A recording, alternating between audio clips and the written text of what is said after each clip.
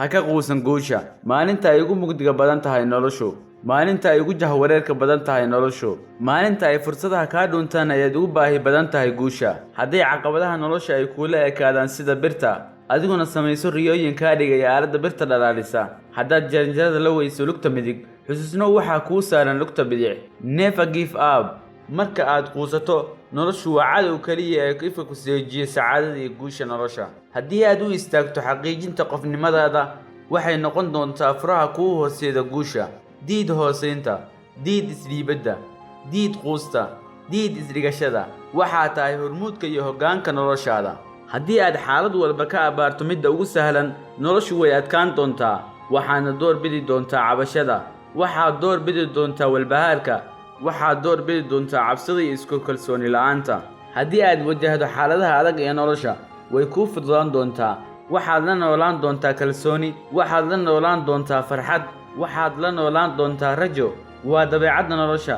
maalin waxay u muuqataa baraare, maalinna waxay u muuqataa mugdi iyo ciriiri. ha israacsin sababihii ku fashilay, ee xoogga saar sidii aad uga soo kaban lahayd.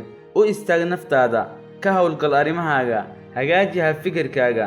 naftaadu maanta waxay u baahan tahay darawal ka bootiya caqabadaha oo aanan ka quusan guusha. haa, waa adiga qofka samata bixin kara naftaada. haa, waa adiga ruuxa guulaysan kara. haa, waa adiga ruuxa ay u dhisanayso naftaada. haa, waa adiga qofka ka adga caqabadaha. haa, waa adiga qofka guulaysan kara.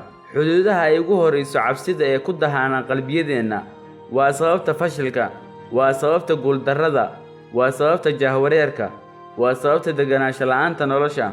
waa isbaaru naga horgudban ilaa aan jabinno xuduudyo beenaadyadan naga aadan liibaanta oo aan tarno qofnimadeenna.